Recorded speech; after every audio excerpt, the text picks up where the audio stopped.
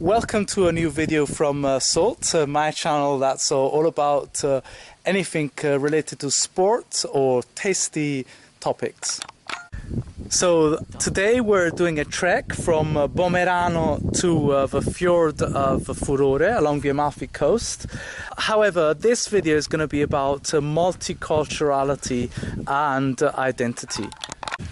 Benvenuto alla Costa Amalfi con il scozzese e io, Marcello, cileno, newyorkino. We have Roberto, but he's styling himself Marcello lately. So Since 2012. Since 2012. So tell us how many names you have, Rob. My Marcello. name is Roberto Marcello, or Marcello if you're in Italy, Sanchez Camus. So I have Spanish, Italian, French name.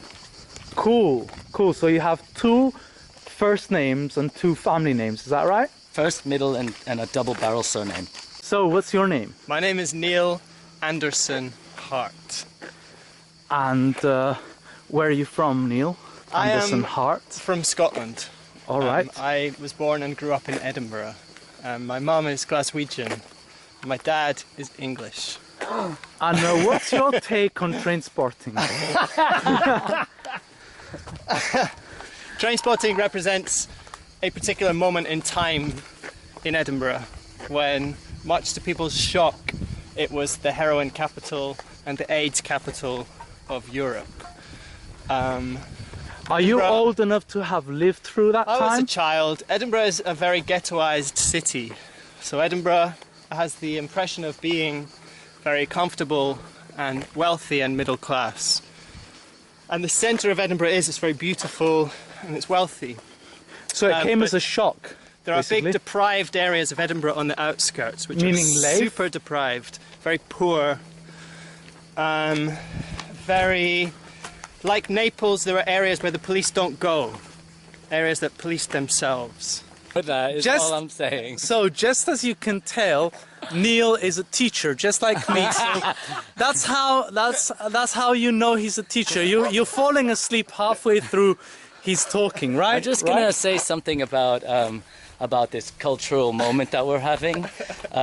We decided to have a really early start, so the Scottish one was ready at 6:20, and it's now about 3 p.m., the hottest point of the day, and we're trekking down some sort of cliffside to get to this fjord. Thanks to Sean, the Neapolitan. Yeah, because I'm Italian and we like to enjoy life at the fullest, which means starting slow. You're gonna have. So Neil thought the place would be packed, and the place is packed in places that are comfortable to get at. But whenever you have to sweat and trek and work hard, then there's not going to be that many people there. It's called natural selection. So Rob, we're talking cultural identities here. So what do you have to say about the Scottish? I read this little book. Is it true they're generous or not? Or is it true they're like tight, like real tight?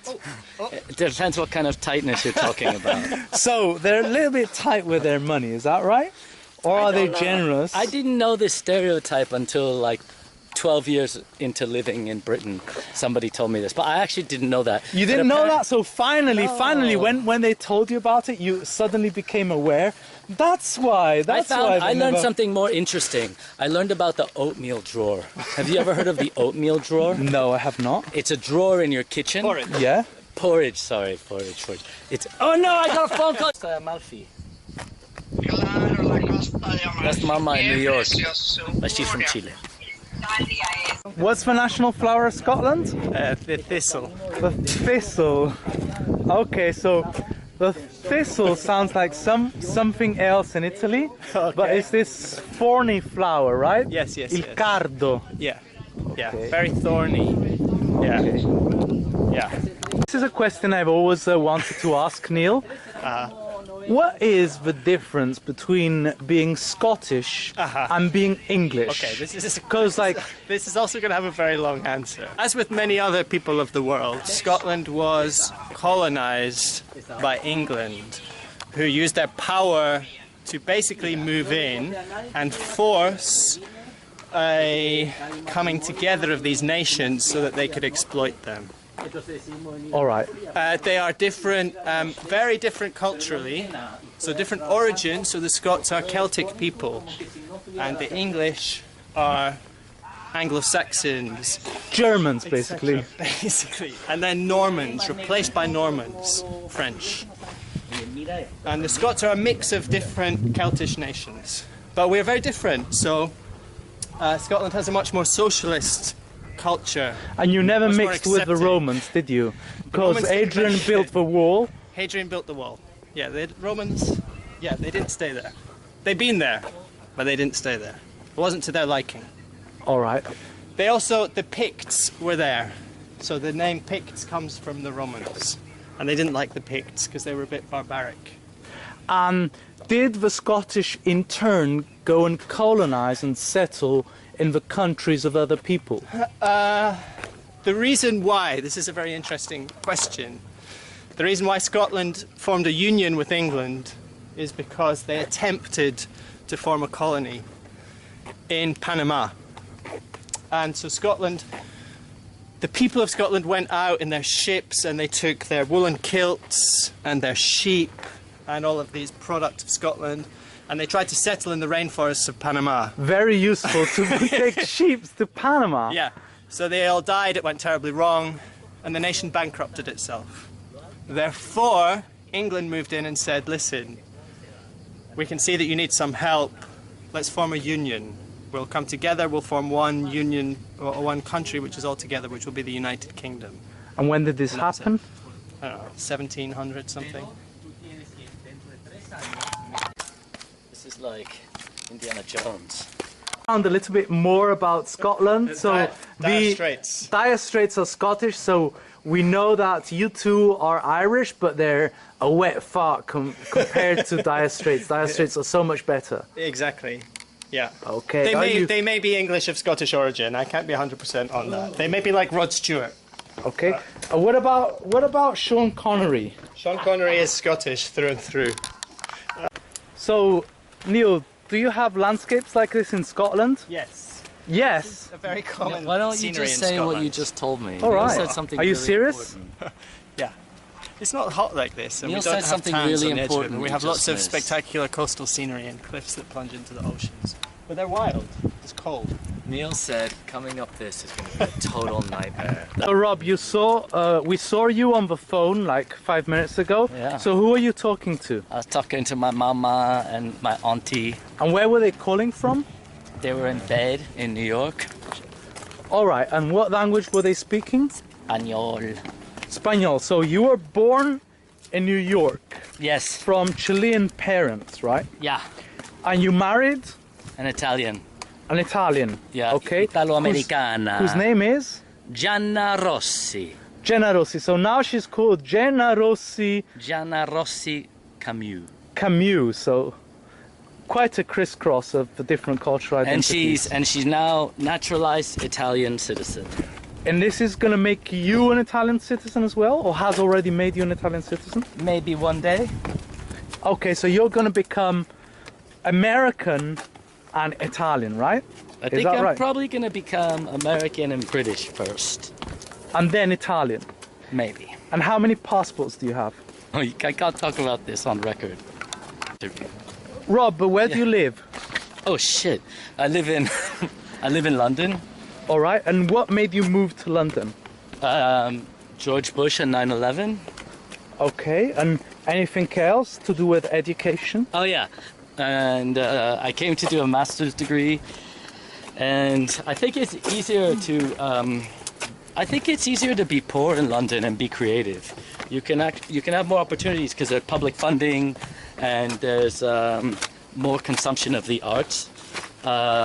It's also, compared to New York, it's just a better quality of life. It's a bit calmer. But my next move might be to Italy. Finally, we made it to the fjord. Yay! It's amazing. So, carrying on with our film about cultural identities, what should define me as an Italian and a Neapolitan is being dark and as a Neapolitan, obviously knowing how to sing in Neapolitan, but I can't sing to save my life, and you can all say I'm quite fair, if not ginger.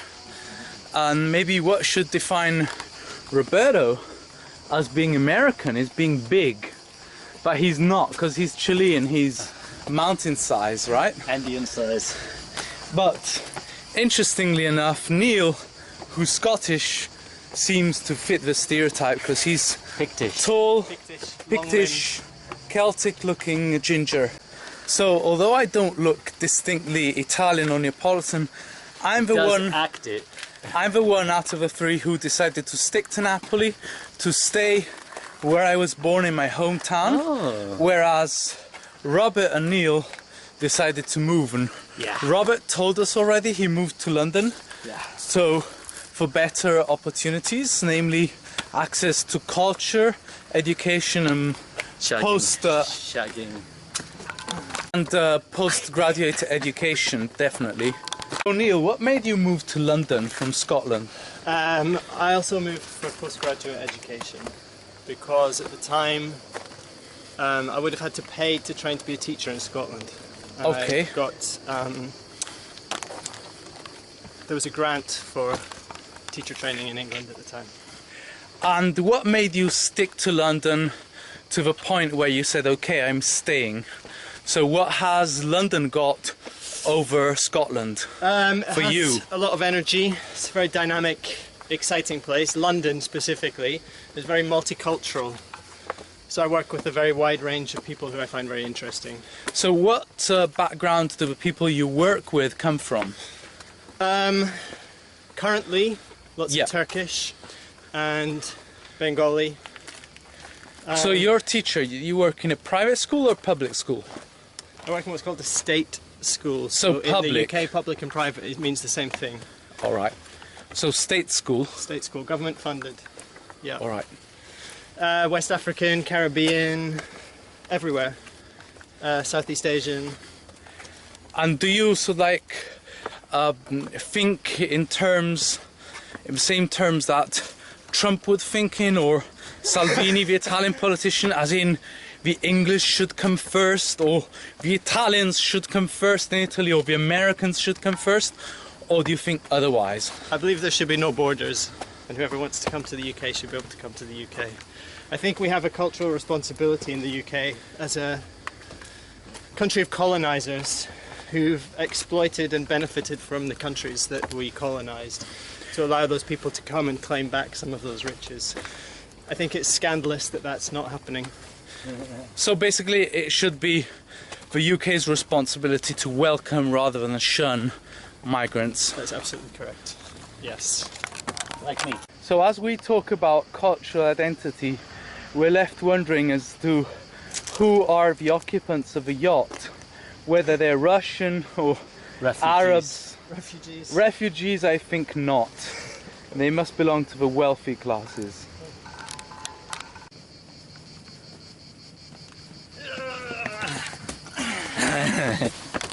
So as cultural identities come, this picture is pretty well defining for Italians, because we're all in the nude. There's small arrows throwing love arrows, and people are making and drinking wine, eating fruit.